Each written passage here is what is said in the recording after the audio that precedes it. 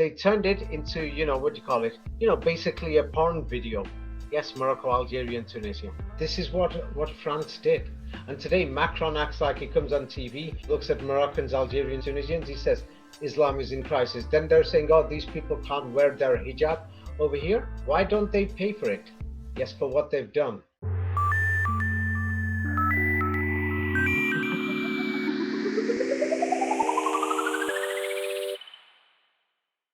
All right, David.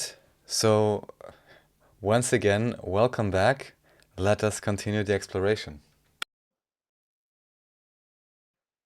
Okay, today we will talk about the Sephardic Jews. Now, if anybody goes to Israel, for example, many people in Europe and America, because we live in Europe and America, we imagine the world to be European or American. When I say America, that includes Canada and Mexico, the north. Yes, but if anybody went to visit Israel, they will find something strange. It's like they'll say maybe around half the people are supposed to be Mizrahi or Sephardi Jews. So that's what they will turn around and say. Basically what you will find, the thing is half and half. Some people will say the Sephardi Jews are a majority, just a bit more. But the thing is, what do you call it? Now, things have changed. 1/3 of people in Israel itself who are born from the new generation, yes, are basically mixed, European and Sephardi or Mizrahi. Now, from the Sephardi Jews, it could be estimated, what do you call it? That from the Middle East, there is a region known as the Maghreb, Morocco, Algeria, Tunisia, and Libya. Yes, and from them, it could be estimated that they are probably about 20% or could be even 30% of people in Israel, or even 25% or 20%, depends how you want to argue it. Yes, or maybe even 35 or even 40% of the Sephardi Jews. But that's debatable. Yes. So now when we look at these people, they came specifically, the main Sephardi group is from specifically the countries Morocco, Algeria, and Tunisia. And there's a lot of them in France, in Paris, Moroccan, Algerian, and Tunisian Jews. But this is here is a photograph of what they look like, basically, 50, 60, 70, or even 100 years ago. Yes, and the thing is, today we're going to investigate about these people, because, for example, there is Henry Atlan, who's Jewish origin, and he's from Algeria, or they'll call it French Algeria, when the French occupied it. So today Professor Henry Atlan is a famous professor in France and amongst the Jewish community. Yes, and what he did a lot of work on the invention of Judaism. Yes, and things like that. So thanks to him, I got to know a lot of things, and I did investigate many things myself. So he's done a lot of work on this. Let me just open it, and then I'll send it to you.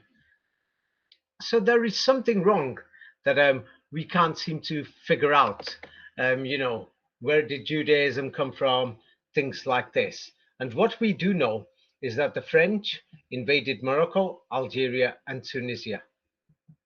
Yes, they invaded the place. And what they did is they set up these schools known as Alliance Israelite schools in the region. Yes, to teach modern Judaism, or Judaism, basically. So here is an example. We're going to go through the records of the schools, and it's very shocking. Yes, and the thing is, for example, it's because the French were ruling And the thing is, the Alliance organization was based in Paris. So, for example, here is a school in Tunis. Yes, it's set up in the late 19th century, and they accepted anybody, rich, poor, boy, girl, Jew, or non-Jew. Yes, they basically, when they say rich, it wasn't exactly rich. At first, it was mainly poor people or orphans or destitute people. Yes, and then it turned into getting wealthier people.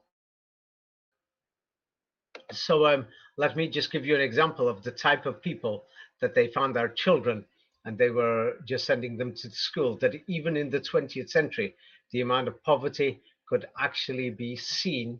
Um, what do you call it? Yes, even today, that you could see the amount of poverty in many of these places in Morocco, Algeria, and Tunisia. It's just ridiculous. And so the thing is, many people are watching the videos, and if you are a truth seeker, it's not just about learning the truth, it's about helping the world become a better place.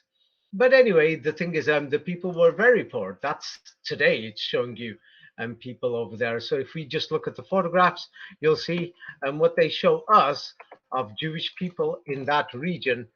Um, you know, even in the mid 20th century, they didn't have shoes. I'm not sure when this photo is taken, but the thing is, it's very poor.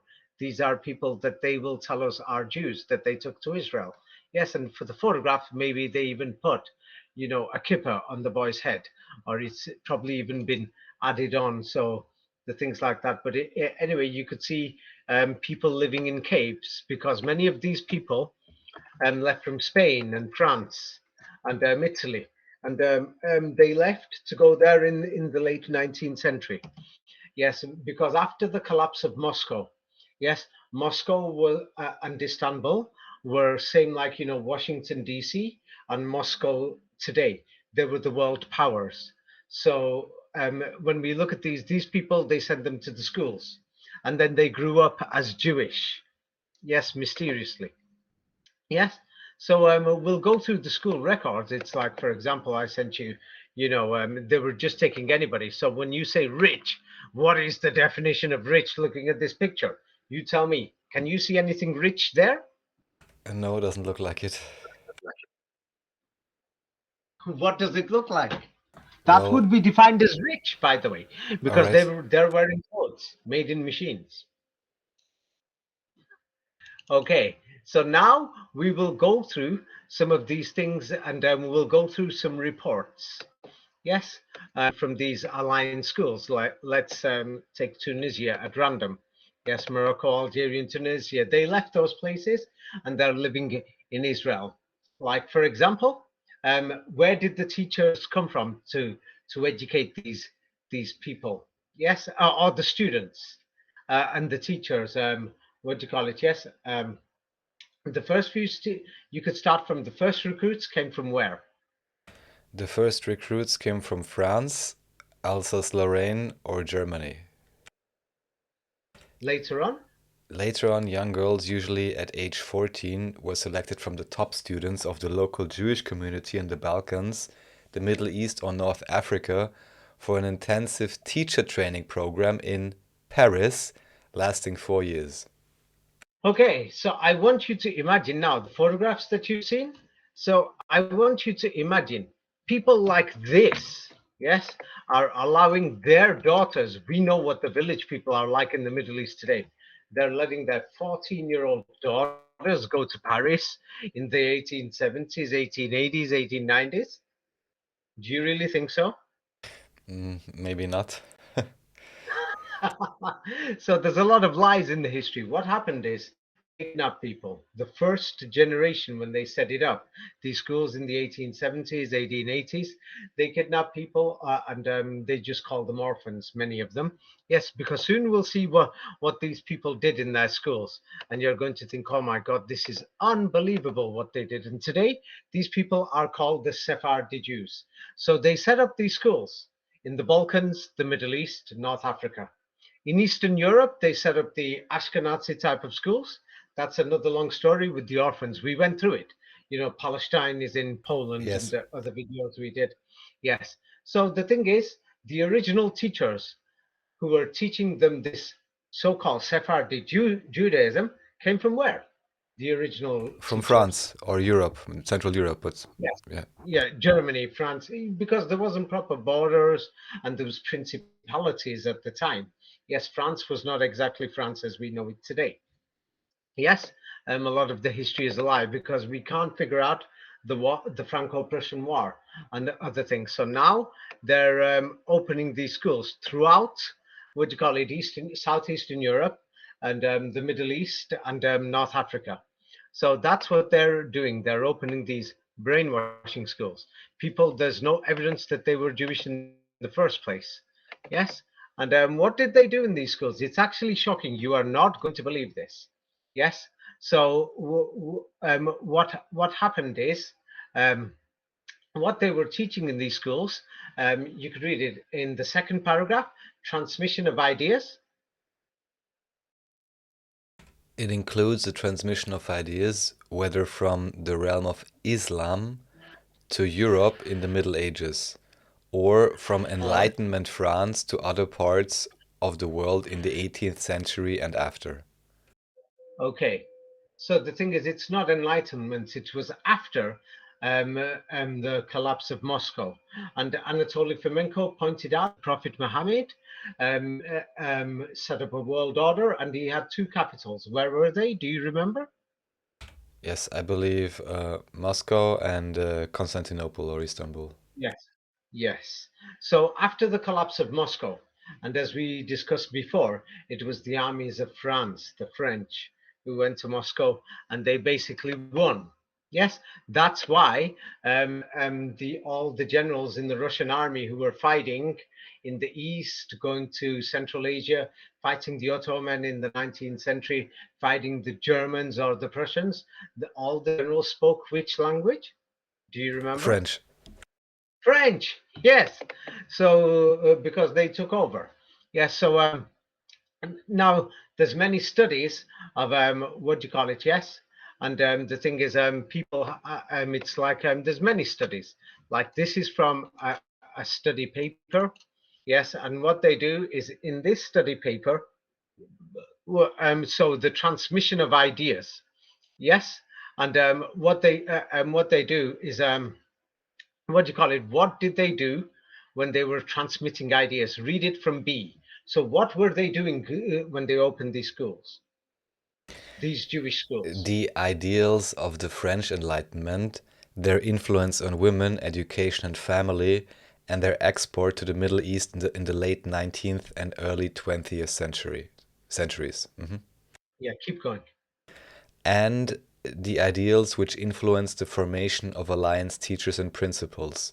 Linked to the ideals of the Alliance are the reasons for its founding and the background of its founders, and Okay, that's basically enough. Yes, yeah, it goes on to say, but the main thing is they call them Alliance Israelite Jewish schools. But as we can see, they targeted from then, 1870s, 1860s. They were doing this all over the world, not just there, to target the girls in families. And their ideas were the French Enlightenment. Yes, and the French Enlightenment, people are not going to understand that without understanding the 33rd degree. The French Enlightenment about the all seeing eye and, the symbol that they put for the rights of man, le droit des hommes. Yes, after Napoleon, the fake Napoleon. Yes, this is explained deeply, these ideas in the 33rd degree. So those are the ideas that they wanted to spread all over the world. So what they did was they went posing as different types of schools, like Jewish schools or this, that, anything, or charity schools. So that's how they originally went. Yes, and they claimed that they were Jewish. So if they were Jewish, yes, Jewish schools to spread Judaism or to help Jews, because that's what they tell us. They tell us the Alliance Israelite Schools was there to protect Jews all over the world. That's what they tell us. Let me just show you. Alliance Israelite Schools. Yeah. And they will tell you that their purpose was to do that. Um, Originally to protect Jewish people, other things, etc. Let me just see. Um, I get, here. So they're saying Jewish self-defense, self-sufficiency, etc. But now that you know the 33rd degree of the Enlightenment, do you think they really wanted to spread Jewish ideas and Jewish defense and Jewish ideals, or is it something else? They wanted to bring this enlightenment Well, following the collapse of Moscow. yes, they want to bring the religion of son 33rd of degree. Uzair or whatever and just put a new label on it. Yes, And in this case, they call it Alliance Israelite Yeshivas or and something. Judaism. Hmm. Yes. So because you know the 33rd degree secret, so now it's a lot easier for you. Now you can see what they're supposed to be Jewish schools, but they want to pass on the Enlightenment, yes, or the instead of Enlightenment, what do they call it? Nirvana, Rationality. yes, Rationality, yes, David. whatever. So the thing is that rationality, yes. Um, so the thing is and what they did is the more people have investigated this, and the thing is, it's actually ridiculous that the people in the schools were not Jewish at all. Yes, and it's because the Ottoman Empire was collapsing because after the fall of Moscow. Yeah, it wasn't Ottoman; it was the Orthodox Christian Islam or original Christian or Christian. Muhammad was the leader. He was a great prophet, as Nosovsky says. Yes, so you could read this. Yes, the founders. The founders of the alliance represent the first generation of Jews born after the 1791 Decree of Emancipation. A sig- Okay. Mhm. This is very important. Around the time that Napoleon turned up, this is when, well, they falsified the history, but around that time, this is when Judaism was born. Yes, when it started to spread. The Vatican printed the documents, as you read in Secrets of Kabbalah, all these Jewish books. They started in the 15th, 16th century, and then it began to spread. Then they thought, let's just make a religion out of it. Are you beginning to see? You see? Mhm. Yes, it's like this hadith there. Now, if I turn around and went to many people in power and said, I'm going to make a new religion, a new sect out of it, they'll say, welcome, we like you. Yes. Right. What do you call it? So many people, it's like anybody who's examined these Sephardi schools in Morocco, Algeria, Tunisia, uh, um, and the Alliance Israelite schools, anybody who's examined them has started questioning, were they actually, what do you call it? Yes, Jewish schools. Yes. So the teachers and all these people, yes, what do you call it? And all these things, you could see what they called it. They said, you could see on the first line that they said, we are going there to civilize these people with the Enlightenment, with Hmm. the 33rd degree. That's the Enlightenment. And they were missionaries of France, or whatever the Fran or Franish system is, of the values of the, not the French Revolution, but the collapse of Moscow, one of the major capitals of the Prophet Muhammad. And what else did they want to spread as values in the through Judaism? What was it? What does it say? The values of French Revolution and of I don't really see the line. third line. Third line. Oh, the values of the French Revolution. Oh, of course, of humanism. Yes. Yes. Humanism. So now many people start who've investigated this. Yes, many people are asking the question. Third from the bottom, they question. What do they ask? The Alliance Israélite Universelle, French agents or Jewish missionaries? Question mark. What would you say now? They're trying to spread the 33rd degree enlightenment. Well, obvious Are they pharaonic Jewish? agents. Pharaonic agents, like all of them, of course. Yes. So you see, and so the thing is, many people have said this, like John Roland Gardner, a major researcher of the schools, have said said that this organization, whoever set it up, of course, it's the same people that they they got funding, they got everything because they had the same agenda. They worked. Who did they work with?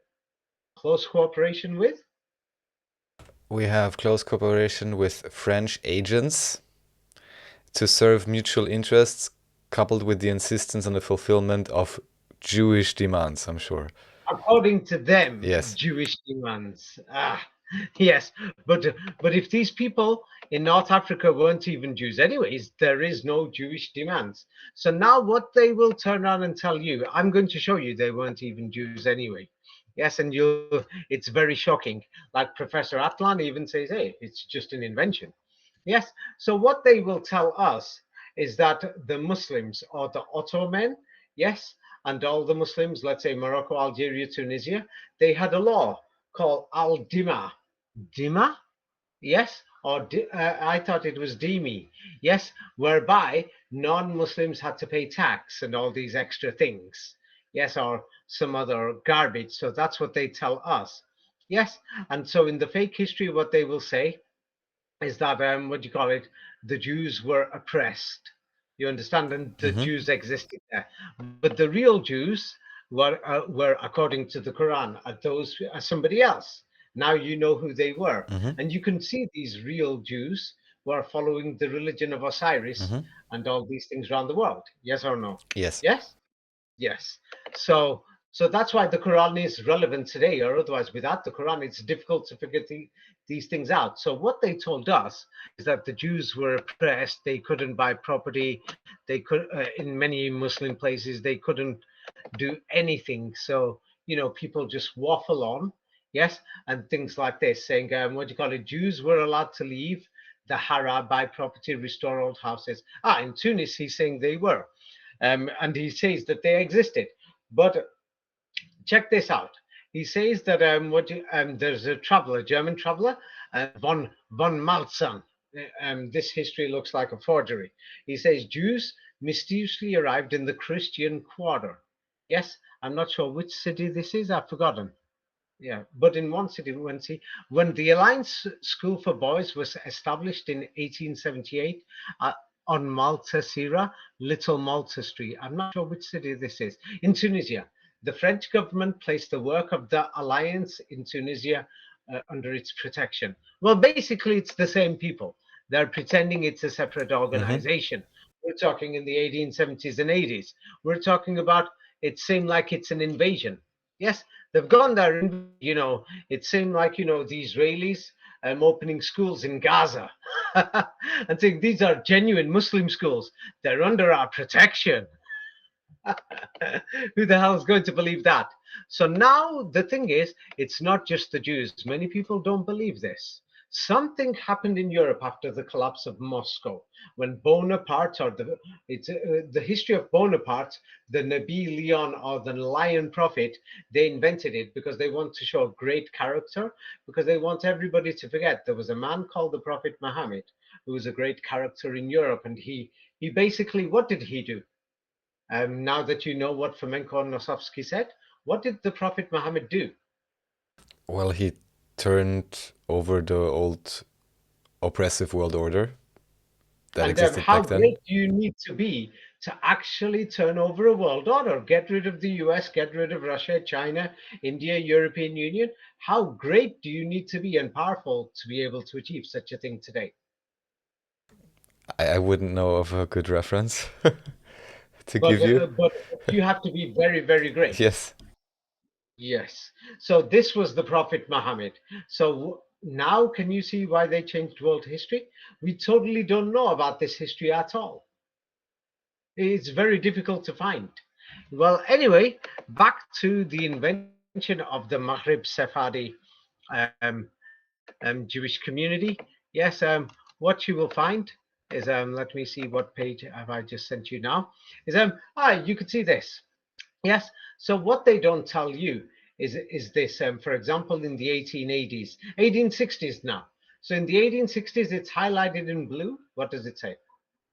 The Jews of Italy emigrating at a more recent date sent their children to these schools. Okay. Now, one thing that people don't know is that Europe was in chaos. People were leaving all over Europe. They were running when Moscow collapsed. They went to the Americas. They went to Americas means North and South, Mexico, everywhere. They're just running to start a new life. So now, from when I said from Morocco, Spain, France, no, not Morocco, I mean Spain, France, and Italy. Yes, a quick exit from Europe is to go where? Where is the nearest Mor land to get out of Europe? you mean Morocco? Yes, and Tunisia. From Italy, it's right next door. So that's why they will say Jews of Italy. It's not Jews. Thousands of people were leaving every year from 1800 all the way through till the 1930s, all the way just crossing over to Tunisia. Now, those people today, Tunisia is mysteriously Muslim because they weren't Right. targeted by what happened in Italy. That's why half the people in Tunisia, when you take them to Italy, they look like Italians. Have Hmm. you noticed this or you haven't? I haven't The other really half, been to Tunisia yet, so but there's Tunisians in Europe. You must have noticed this by now.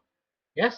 Half of them look a lot wider and things like right. this with Yeah, many North Africans. It was always yeah, suspicious to me until you explained yeah. what's going on there. Yes. Yeah, so now what the Alliance schools, this is from the records that they show, or according to them in their diaries, they're claiming these people who came from Italy were Jews. Now, why would, yes, in the 1880s, 1890s, 1900, 1910, why would people from Italy, especially if they were Jews, when Jews were free at the time, why would they leave then? And why would many Italians who went to Tunisia, why are they called Muslims today? You see? Right. Yes. Yes. So now they turn around and say there was other Jews who were established, but let's see if this history is true or not. So now the truth is many people crossed over. So now when you have refugees, many people don't understand. They've never studied um, refugees in, let's say, Syria. Now Gaza is just a small problem, but Iraq, the Americans invaded in the 1990s. The number of refugees that they created in the 1990s, I'm just going to be realistic to you. Many refugees, their children have grown up living in camps 10, 20, 30 years, or even 40 years. So now, of course, in Israel, they're going to argue saying, how come some of these people are still refugees 30, 40 years later? We can still see it after the Americans attacked and the Europeans joined George Bush in the 1990s to attack Iraq. So now the thing is, because they bombed their houses, their homeland, of course, Europe and America should take them. This is why I've always said we shouldn't support these wars. If they did this to Iran, it's going to open the door, and a billion Indians are going to think Iran's not crazy anymore. You could just take a train, go through, and come to Europe. You see? You see? Hmm. So now look at these. Now, people don't know. You won't believe this because many people have never visited refugee camps. If you do visit, then what you will find similar things like I found. Many people don't know how to cook anymore. The girls have grown up there 5 or 10 years in teenage years. Many people don't know how to brush their teeth or anything.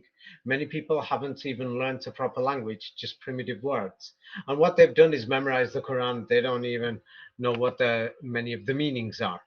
This is very important. So now people are running from Italy. They've arrived in Tunisia. So just to be Many people clear, I are mean, I'm aware that there are these refugee camps for many years, but you're saying that people are deliberately being kept there for many years to basically reset their civilization status. If it is true what you say that they don't even know how wait. to. Now that you've mentioned it, I want you to imagine, because I don't want to imagine it like today. So therefore, we'll have to go back to that photo because this photo is important. You will see that many people in Morocco, Algeria, Tunisia, Libya, and Morocco, Tunisia, Algeria, Libya, that they were actually living in caves. Yes. And so the thing is, at that time today, many people in refugee camps have got the hope they will be resettled in a new country. Hmm. You see? Yes. But at that time, there was no hope. So the people ran. Right. There's nowhere to go. Yes. So now these people, when they ran, they've got no food supply, no nothing. These people would have been naked unless if the photographer didn't come and give them clothes. Yes, they've got no shoes on, nothing. God knows how they survived. And of course, they're going to say these are Jewish people, but it was the same, regardless of if they were Muslim, because the Maghreb region is predominantly Muslim, like Hmm. 99%, I'm guessing.